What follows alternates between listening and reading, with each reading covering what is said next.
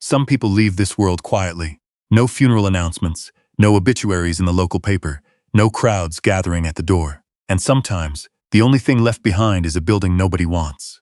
That was exactly what happened in the small town of Heron's Crossing, Ontario, when old Silas Drummond passed away in the third week of November, alone in his workshop, with a half-finished mortise joint still clamped in the vise. He had no children, no wife, not anymore. And the property he left behind, a low-slung timber workshop attached to a clapboard house at the end of Millrace Lane, had sat empty for 2 winters before the municipality finally posted a notice. The asking price was $40, then $20. Then, after 18 months of no interest and 2 broken windows from kids throwing rocks, the price dropped to $5. No one in Heron's Crossing touched it. They said the chimney was unsound. They said the foundation had shifted. Some of the older residents said something else, that the workshop still smelled of Silas, of linseed oil and sawdust and something they couldn't name, and that walking past it at dusk gave you an odd feeling, like being watched by someone who had already forgiven you for something you hadn't done yet. That is the kind of story we want to tell you today. Because $5 is exactly what a 22-year-old named Harriet Voss paid for that property on a gray Tuesday in March, and what she found inside it changed far more than just her own life. You should know something about Harriet before we go any further, because the kind of person she was matters to what happened next. She had grown up in Sudbury, the daughter of a woman who worked shifts at a laundry and a father she had never met. When her mother died of pneumonia the winter Harriet turned 16, her uncle, a man named Harriet Voss, had taken her in, not out of kindness, but out of the appearance of it. Gerald was the kind of man who made sure the neighbors saw him doing the right thing. Inside the house, it was a different story. She had lasted 3 years under his roof. 3 years of being told she was a burden, a cost, a problem to be managed. 3 years of working at a roadside diner on weekends, and saving every dollar she made into a tin she kept tucked beneath the loose floorboard under her bed. On the morning of her 19th birthday, Harriet Voss sat across from her at the kitchen table and told her that as far as he was concerned, she was an adult now and could sort herself out. She picked up her coat, she picked up the tin, and she left. For 2.5 years after that, Harriet moved. A room in a boarding house in Timmins, a short-term sublet in North Bay, a basement apartment in Sudbury she shared with 2 other women who worked nights. She was not unhappy exactly. She was surviving, which in those years felt like enough.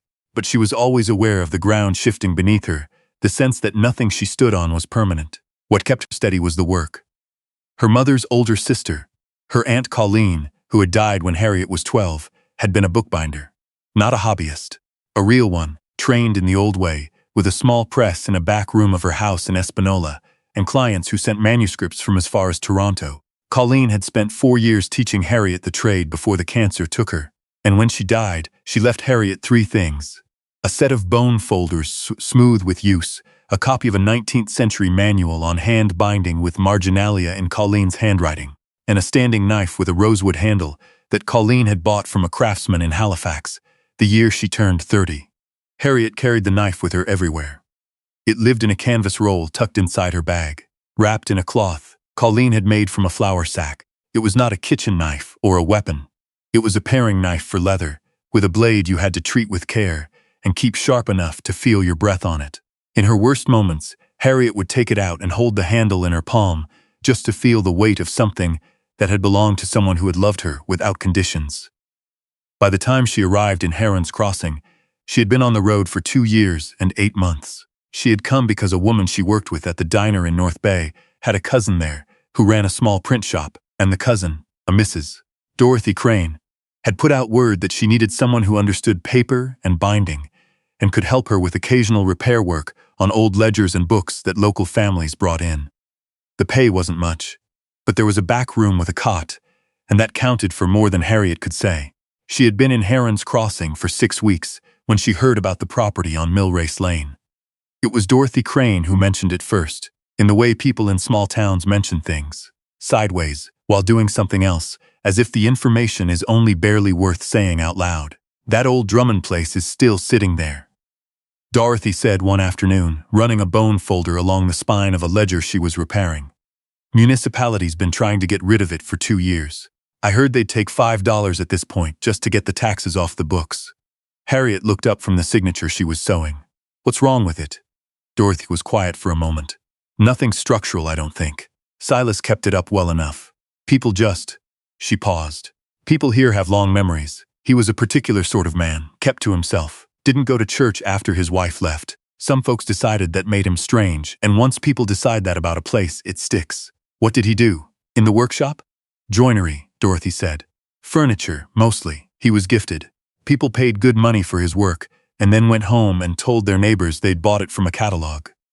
She smiled faintly. That's Heron's Crossing for you. Harriet set down her needle. She thought about the tin she'd carried out of Gerald Voss's house. There was still some money in it, carefully managed. Stretched thin, she thought about the cot in the back room, which was hers only as long as Dorothy needed her. Could I look at it? She asked. Dorothy looked at her for a long moment. I'll find you the municipal contact, she said. The property on Millrace Lane was worse than she'd expected, and better than people had described, which is often how it goes with things that have been talked about for too long.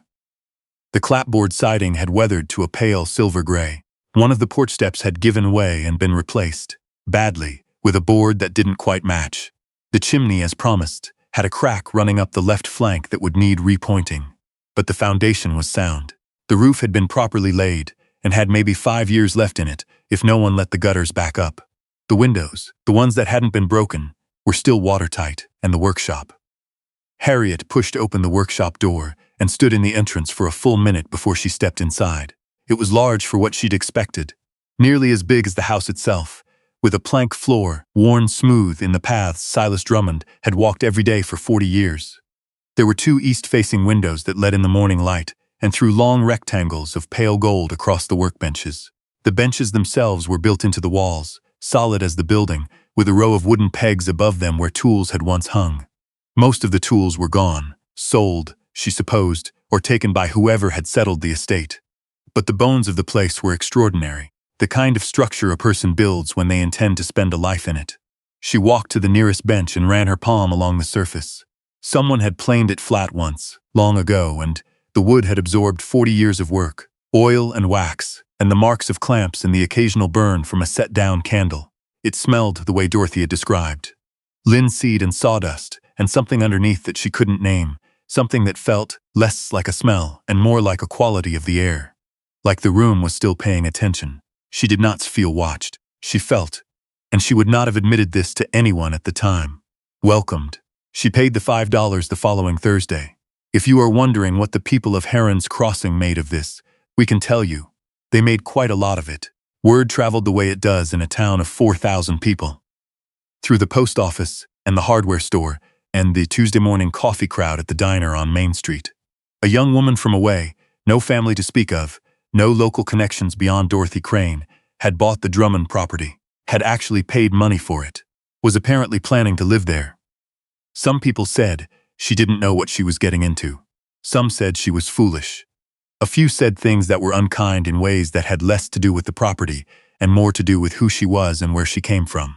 And one person drove out to Millrace Lane on a Saturday morning, knocked on the door, and introduced himself as Thomas Hebert, a joiner who had apprenticed under Silas Drummond for 3 years in the 1970s, and who now ran his own small furniture shop on the edge of town. He was a compact, weather-faced man in his late 60s, with hands that looked like they had been carved from the same wood he worked with. He stood on her uneven porch step and looked at her for a moment without speaking. "I heard someone bought the place," he said finally. "I wanted to see for myself." "Come in," Harriet said. He walked through the house quickly, the way a person does when they already know a building and are only checking whether it remembers them. When they reached the workshop, he stopped in the doorway the same way she had. "He built those benches himself," Thomas Hebert said. "Took him 2 months. I know because I watched him do it." He was quiet for a moment. "What are you planning to do with all this?" Harriet told him about the bookbinding, about her Aunt Colleen, about the knife she carried and what it meant. Thomas Hebert listened without interrupting. When she finished, he looked around the workshop again, at the windows, the worn plank floor, the empty pegs on the wall. "You'll need the chimney repointed before winter," he said. "I know a man. He won't cheat you." He paused. "The floor joists under the northeast corner of the house need attention. Not urgent, but before spring." Another pause. "If you're going to do leatherwork in here as well as paper, you'll want better light on the east bench. I can help you rig a proper lamp." He looked at her then, directly, for the first time since he'd stepped inside. Silas was a private man, he said. People here made up stories about him because they didn't understand him. That's what people do when they're uncomfortable. He picked up his cap from where he'd set it on the bench. I'll come back next Saturday, if that's all right. We can start on the chimney assessment. He was as good as his word. What followed was not easy, and we want to be clear about that. We do not want to give you the impression that Harriet Voss walked into a falling down property and fixed it up over a cheerful montage of weekends. That is not what happened. What happened was that she worked. She worked the way her Aunt Colleen had worked. Methodically, without drama, learning what she didn't know as she went. Thomas Hebert came on Saturdays and brought with him not just tools but knowledge. How to assess a timber joint, how to read the way a wall settles, how to talk to the man at the building's supply yard so that he gave you the right thing instead of the easy thing. He taught her without condescending to her, which she recognized as a gift because not everyone does that. She set up her bookbinding work on the south end of the workshop, where the light was steadiest in the afternoon. Dorothy Crane sent repair work her way, and then Dorothy's customers started coming directly. And then a woman at the Anglican church heard about her and brought in 3 family Bibles that needed rebinding, and that led to a conversation with the church archivist. And the church archivist mentioned her to the County Historical Society, and by midsummer she had more work than she could comfortably manage alone. She repaired the porch step. She patched the siding on the north wall. She learned to repoint mortar from a YouTube tutorial and a library book, and redid the chimney herself after the man Thomas Hebert recommended. Turned out to have a 6-month backlog. It was crooked in places, her first attempt, and Thomas looked at it with an expression of diplomatic neutrality and told her it would hold. She found, as summer deepened, that she was not lonely. This surprised her. She had spent years being lonely without quite knowing it. The particular loneliness of a person who has no fixed home, who is always one noticed to vacate away from starting over. She had learned to manage that feeling the way you manage a chronic pain, working around it, not looking at it directly. She had not expected it to simply stop. But Heron's Crossing, it turned out, was a place where people noticed things. And once they decided to notice Harriet Voss, they did so with a thoroughness that she found both overwhelming and, in the end, deeply steadying. It was in late July that she found the trunk. She had known it was there. It sat in the back corner of the workshop, under a canvas drop cloth, and she had been leaving it alone the way you leave alone, something that feels like it belongs to someone else. But Thomas Hebert, on one of his Saturdays, pointed at it and said, "You should go through that before the cold comes. Moisture gets into everything eventually." She waited until a Tuesday evening, when the workshop was golden with the low August light, and she had no pressing work to finish. She dragged the trunk to the center of the floor and lifted the lid. It was full of correspondence. Not disordered. Silas Drummond had been a man of precise habits, and the letters were sorted by year and tied with kitchen twine, each bundle labeled in a tight, careful hand. There were 4 decades of letters, and most of them were from clients. Orders, thank you notes, questions about delivery, the occasional complaint. But near the bottom of the trunk, in a bundle that had been wrapped separately in a piece of oilcloth, she found a different kind of letter. They were from a woman named Pauline. There was no last name on the letters, only Pauline, and the first was dated 1987. We will not repeat everything in those letters. They were not written for us, and privacy matters even when a person is gone. But we can tell you what Harriet understood from them. Pauline had been Silas Drummond's wife. She had left him in 1989, not because she had stopped loving him, but because she could not survive what had happened to their son. The boy's name was Owen. He had died in a fall from a climbing structure in the schoolyard when he was 7 years old. And after Owen died, Silas Drummond had closed himself off in a way that Pauline could not reach. Not from coldness, but from a grief so total that he could not see outside it. She had left to save herself. The letters stopped in 1991. But there was one more. It was undated. It was written on a different paper, lighter, a cream-colored sheet, and it had no envelope. It had simply been placed at the bottom of the oilcloth bundle, folded in thirds. "Silas," it read, "I don't know if you'll ever see this. I wrote it more for myself than for you. I wanted to say that I hope the workshop still feels like yours. I hope the light still comes through those east windows the way it did when you were building the benches, and I sat in the corner and watched you and thought that I had never seen a person more at peace with what their hands were doing. I think Owen would have been the same. I think he had your patience. I hope the place is still standing when someone needs it. I think it is that kind of place. Harriet sat on the plank floor of the workshop in the August light and held that letter for a long time. When she finally set it down, she was not crying, exactly. But she was not crying either. She sat there until the light changed, and then she got up and went to her workbench and did something she had not planned on doing for months yet. She opened the canvas roll that held Colleen's knife and laid it on the bench next to Pauline's letter, and she stood there looking at the two objects for a while, a knife and a letter, both belonging to someone who was gone, both in a place that was now hers. She wrote a letter back. We know that probably sounds strange, writing to a woman she had never met, about a man who was already dead.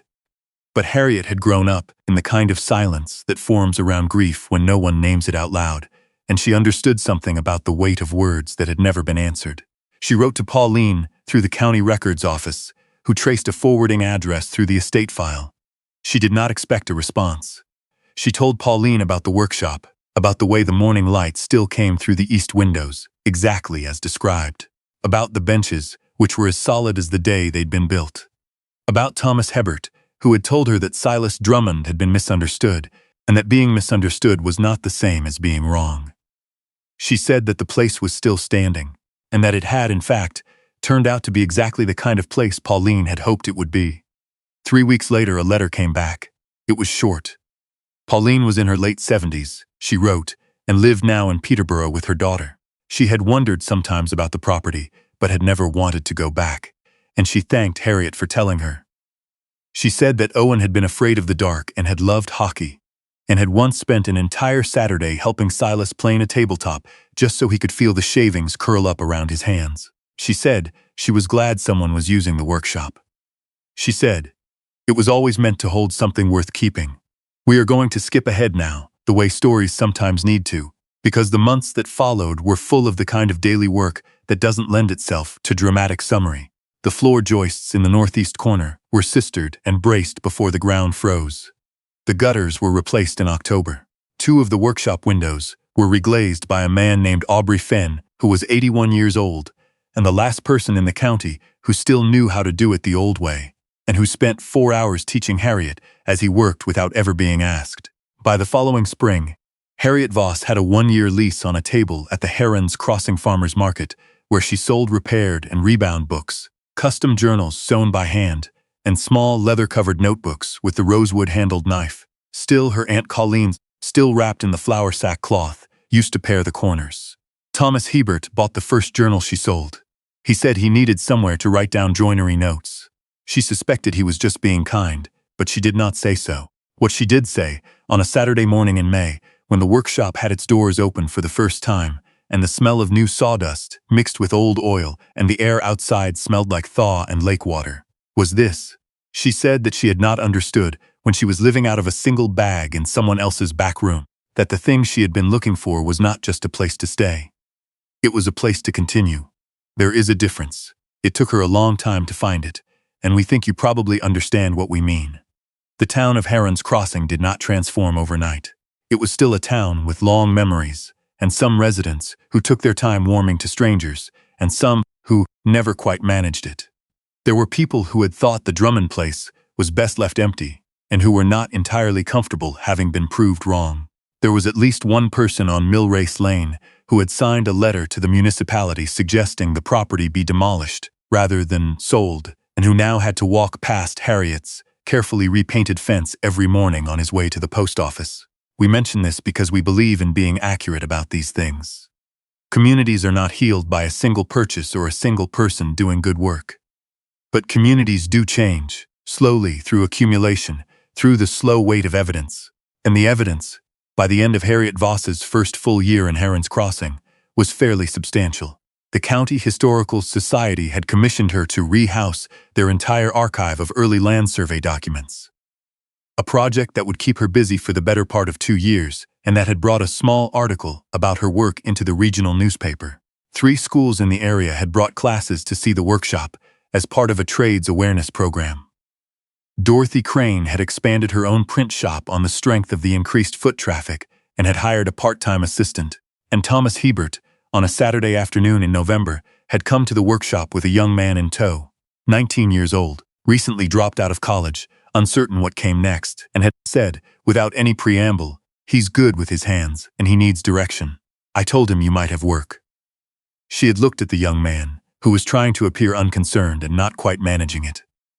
She had thought of her Aunt Colleen. She had thought of the 4 years Colleen had spent teaching her before there was any reason to think she'd be any good at it. She had thought of Thomas Hebert himself, who had never once asked her for anything in return. "Can you start Monday?" she said. "There is one more thing we want to tell you before we finish. Last October, Harriet took down the worn canvas dropcloth that she had refolded and stored in the corner of the workshop after she had gone through the trunk, and she washed it and mended a tear along one edge and used it to wrap the oilcloth bundle of Pauline's letters. She put the bundle back in the trunk, and she put the trunk back in the corner, where it belonged. On the workshop wall, on the row of wooden pegs where Silas Drummond's tools had once hung, there were now tools again. Some of hers, some that Thomas Hebert had given her, and one that had come in an unexpected parcel from Peterborough, addressed in an elderly woman's handwriting. It was a small draw knife, old and well cared for, with a note that read, "Owen never got to use it. I think it should be used." Harriet hung it on the center peg, where the light from the east windows reaches it first thing in the morning. She has never taken it down. We think about that workshop sometimes. The way certain places carry the people who lived in them without trapping them there. The way a $5 building can hold 40 years of love and grief and careful work and still have room for something new. And we find ourselves wondering, as we leave you today, is there a place like that in your life? A person, a tool, a room, something written off or overlooked or inherited without ceremony that turned out to be exactly what you needed if only you looked closely enough. We would genuinely love to hear about it. Leave us a comment below. We read everyone. And if today's story found you at the right moment, we hope you'll stay with us at Cottage Stories. There are more people like Harriet Voss out there than most of us expect. We plan to keep finding them.